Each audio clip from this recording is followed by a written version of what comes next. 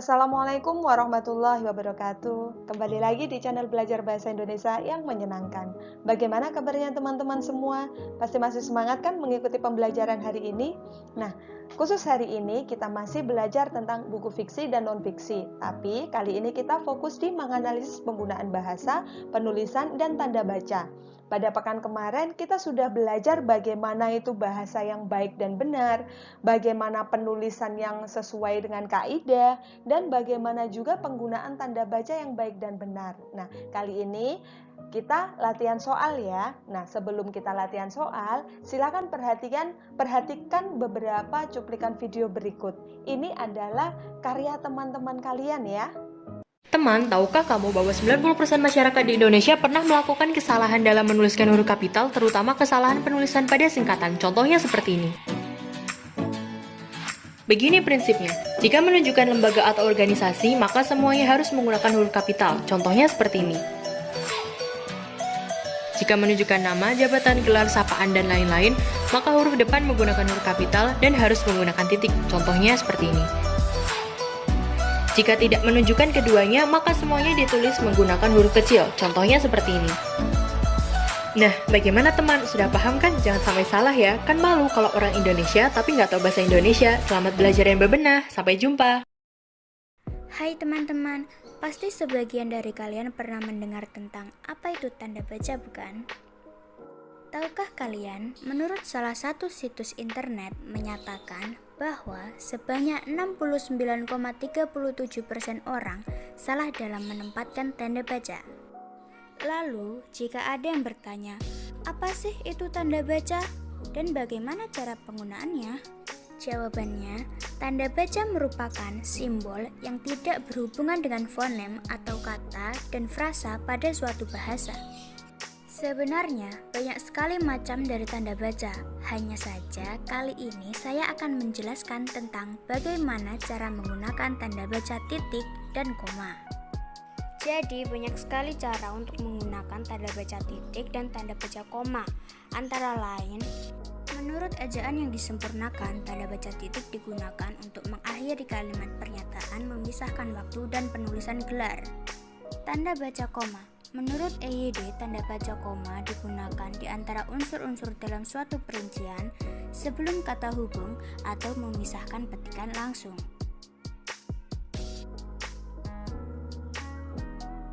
Nah, sampai sini sudah paham kan tentang apa itu tanda baca? Kalau gitu, selamat belajar, jangan sampai salah lagi ya. Hai teman, tahukah kamu? Terkadang kebanyakan orang pernah melakukan kesalahan tentang penggunaan tanda pisah loh. Berikut contohnya. Sekilas tanda pisah terlihat seperti tanda hubung, namun tanda pisah lebih panjang dan memiliki fungsi yang berbeda. Berikut prinsipnya. Yang pertama, memberi pembatasan bagi kata atau kalimat tambahan yang bersifat menerangkan. Yang kedua, memberi makna sampai ke atau sampai dengan di antara dua bilangan, tanggal, atau tempat.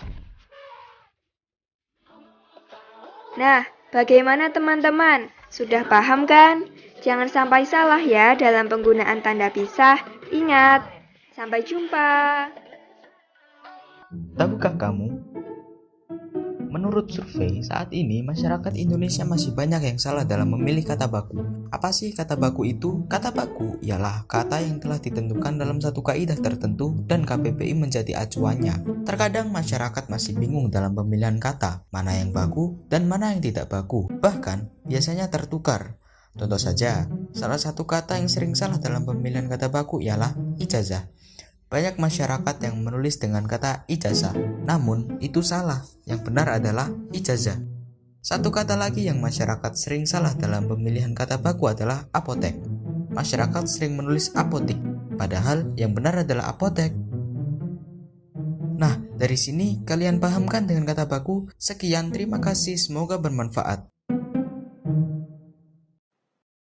Bagaimana teman-teman? Sudah mengingat kembali kan penjelasan di beberapa video karya teman-teman kalian tadi? Nah, itu Ustazah mengambil dari sampel teman-teman kalian yang mengumpulkan video pada pekan kemarin.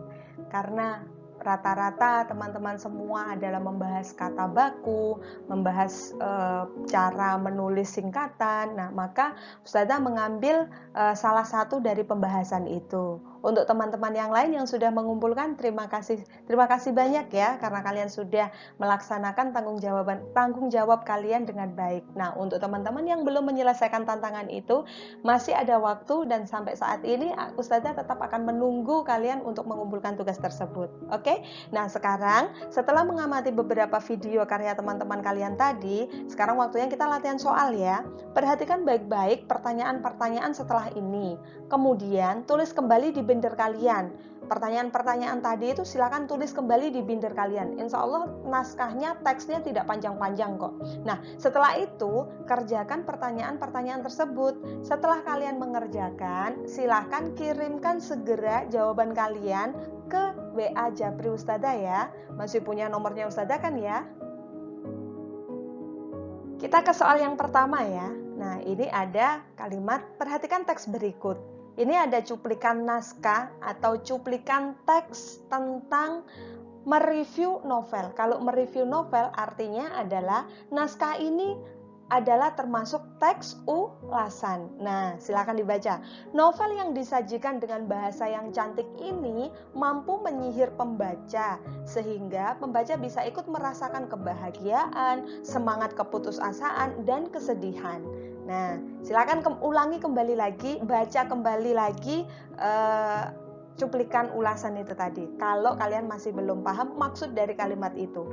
Setelah itu langsung ke pertanyaannya. Maksud kalimat tersebut adalah, nah, maksud dari ulasan kalimatnya adalah novel yang disajikan dengan bahasa yang cantik ini mampu menyihir pembaca sehingga pembaca bisa ikut merasakan kebahagiaan, semangat keputusasaan, dan kesedihan. Maksudnya apa? Ketika orang lain membaca novel ini, maka orang-orang yang membaca itu bisa ikut merasakan apa yang dirasakan di novel tersebut. Nah, kira-kira maksudnya kalimat yang serupa dengan kalimat ulasan itu tadi, pilihan jawaban yang mana? A, B, C, atau D? Nah, Ustazah beri waktu, silahkan dikerjakan ya. Soal pertama sudah, sekarang kita lanjut soal yang kedua ya. Perhatikan kalimat-kalimat berikut. Nah, di sini ada sebuah paragraf teks ulasan. Ada satu paragraf saja ya ini. Satu paragraf teks ulasan.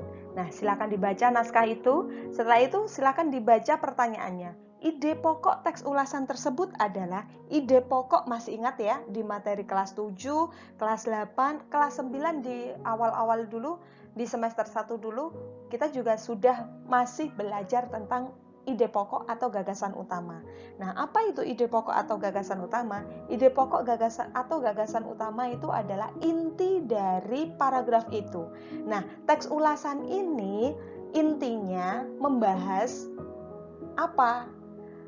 Biasanya gagasan utama atau ide pokok itu kalau tidak ada di awal kalimat, ya ada di akhir. Kalau enggak, dia menyebar. Jadi macam dari gagasan utama atau ide pokok ada 3. Masih ingat kan ya? Deduktif alias ide pokok atau kalimat utamanya ada di awal. Induktif alias ide pokok atau gagasan utama atau kalimat utamanya itu ada di akhir paragraf, atau campuran, dia menyebar. Nah, silakan perhatikan di sini, dia termasuk deduktif, induktif, atau campuran. Nah, setelah itu silakan dilihat A, B, C, atau D. Soal selanjutnya, perhatikan kutipan ulasan berikut. Nah, masih berupa teks ulasan ya. Karena materi buku fiksi non-fiksi ini kita akan lebih sering membahas tentang teks ulasan. Nah, jangan dibaca naskahnya dulu kalau ada pertanyaan seperti ini. Baca pertanyaannya dulu. Kalimat berisi keunggulan buku untuk melengkapi teks tersebut adalah, nah, kalian diminta untuk melengkapi paragraf yang masih rumpang itu, paragraf yang masih belum lengkap itu. Kalian diminta untuk melengkapi dengan kalimat yang berupa keunggulan. Keunggulan itu adalah kelebihannya. Nah, langsung kita lihat A, B, C, atau D. Misalkan yang A, bahasa mudah dipahami. Kalimat bahasa mudah dipahami itu kalimat positif atau negatif? Kalimat keunggulan atau kelemahan? Kayaknya nggak mungkin ya kalau kelemahan, pasti itu adalah berupa keunggulan. Nah, A bisa jadi ya. Kalau B, cerita menggunakan alur maju. Menggunakan alur maju itu kelebihan atau kelemahan? Nah, bisa jadi ya, tapi nggak tahu deh, atau A, entah A atau B. Sekarang yang C, bahasa kata serapan dari banyak kata serapan dari bahasa asing. Kalau sebuah buku itu terdapat banyak kata serapan dari bahasa asing, kira-kira pembaca akan cepat mudah paham atau tidak? Nah, kira-kira C itu keunggulan atau kelemahan. Kayak gitu ya caranya. Kemudian yang D, tema yang diangkat seputar kehidupan pesantren. Apakah kalimat seperti itu termasuk keunggulan atau kelemahan? Nah, silakan dilihat. Kalian pilih. Kalau menurut Ustazah, antara A dan mana ya? Antara A dan B. Bisa A, bisa B. Nah, setelah itu baru kamu cocokkan dengan paragraf di atasnya itu. Kira-kira jawabannya A atau B. Nah, soal selanjutnya ini adalah pembahasan yang dibahas oleh Mas Yogi di video awal tadi ya, tentang kata baku dan tidak baku. Pertanyaannya, kata yang salah ejaannya pada kalimat tersebut adalah salah ejaan bisa jadi karena dia tidak baku. Kata yang tidak baku itu bisa jadi karena salah ejaan. Nah, kebolak-balik kayak gitu ya. Nah, kira-kira silakan dilihat. Kira-kira A, B, C, atau D yang tidak baku? Sangat jelas sekali kan? Jadi kalau ada pertanyaan seperti ini, kalian tidak perlu baca naskahnya. Langsung aja di pilihan gandanya. Kira-kira yang tidak baku yang mana? Gampang banget. Soal selanjutnya, nah masih tentang ejaan ya. Penggunaan ejaan yang tidak tepat. Nah, berarti kalian diminta untuk mencari mana sih ejaan yang salah di pilihan A, B, C, atau D ini. Kalian nyari penggunaan ejaan yang salah, yang tidak benar, yang kurang benar, kayak gitu ya. Nah, penggunaan ejaan ini tandanya dia dilihat dari penggunaan penggunaan huruf kapital. Nah, bisa dilihat dari penggunaan huruf kapital. Huruf kapital itu fungsinya yang pertama untuk menunjukkan nama seseorang, untuk menunjukkan sebuah tempat, untuk menunjukkan sebuah organisasi atau lembaga, kemudian untuk menunjukkan sebuah kota, dan sebagainya. Nah, itu adalah penggunaan huruf kapital. Nah, kira-kira A, B, C, atau D ini yang mana yang seharusnya menggunakan huruf kapital tapi justru ditulis huruf kecil? Nah, silakan perhatikan ya. Soal selanjutnya, perhatikan kalimat berikut. Ayah menyuruh antarkan surat ini ke kantor Bapak. Alasan ketidaktepatan penggunaan tanda baca pada kalimat tersebut adalah, nah, alasannya apa itu? Ayah menyuruh, kata menyuruh berarti itu kan perintah. Tapi tanda baca apa yang digunakan di situ? Harusnya tanda baca apa nih teman-teman? Nah, gampang banget kan ya? Sudah 6 soal aja nih. Nah, bagaimana teman-teman? Masih semangat atau udah lemes nih? Atau udah pusing?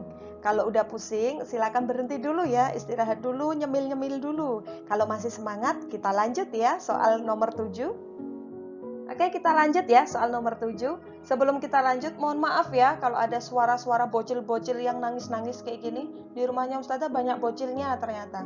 Ini Ustazah sedang berada di Lamongan. Mohon maaf ya. Kita lanjut aja ya soal nomor 7. Pilihlah kalimat yang benar penggunaan tanda bacanya. Nah, ini ada beberapa kalimat yang menggunakan tanda baca. Kalian harus memilih kalimat yang mana yang menggunakan tanda baca yang benar. Kita lihat yang A. Bagus selalu tidur antara jam 23.00 SD. SD itu sampai dengan. Nah, sampai dengan 03.00 WIB titik. Kira-kira dari kata-kata ini, dari kalimat-kalimat ini, dari penggunaan tanda baca ini, mana yang salah atau justru kalimat yang A ini sudah benar tanda bacanya? Nah, silakan diulas kembali ya materi kemarin, penggunaan tanda baca untuk singkatan. Nah, silakan dibuka kembali penjelasan itu. Yang kedua, pilihan yang B. Pertandingan dimulai tanggal 10/11 Maret. 10-11 Maret itu artinya adalah tanggal 10 sampai dengan tanggal 11 Maret. Nah, kalau artinya sampai dengan, dia harus menggunakan tanda hubung atau tanda pisah. Nah, diingat-ingat ya, ini materi kita pekan yang lalu. Pilihan yang C, ujian untuk kelas 9 dilaksanakan pada tanggal 21/4/2021 titik. Nah, strip di sini itu artinya tanggal 21 April 2021. Nah, kira-kira penggunaan tanda hubung di situ sudah benar atau salah? Kayak gitu ya. Nah, kalimat yang terakhir, pilihan yang terakhir. Apa yang kau lakukan, Fadil? Tanda tanya, titik. Nah, perlukah titik setelah tanda tanya di situ? Nah, terima kasih. Nah, silakan dicari ya mana yang benar di nomor 7 ini. Nah, kita tiba di penghujung soal yang terakhir ya. Soal yang terakhir ini kalian silahkan kalau masih belum paham silahkan perhatikan lagi penjelasan video dari Mbak Jihan yang di awal tadi. Ini sudah dijelaskan oleh Mbak Jihan. Nah, terima kasih teman-teman. Alhamdulillah kegiatan kita hari ini berjalan dengan lancar. 8 soal sudah kalian kerjakan dengan baik. Kalau masih belum paham, silahkan diulas kembali materi-materi pekan kemarin atau video-video yang ada di channelnya Ustazah ini, atau langsung segera hubungi Ustazah kalau masih belum paham. Seperti itu teman-teman ya.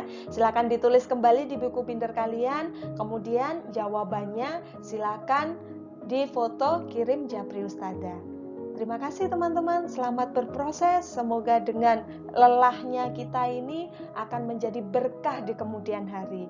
Sekian dari Ustazah. Assalamualaikum warahmatullahi wabarakatuh.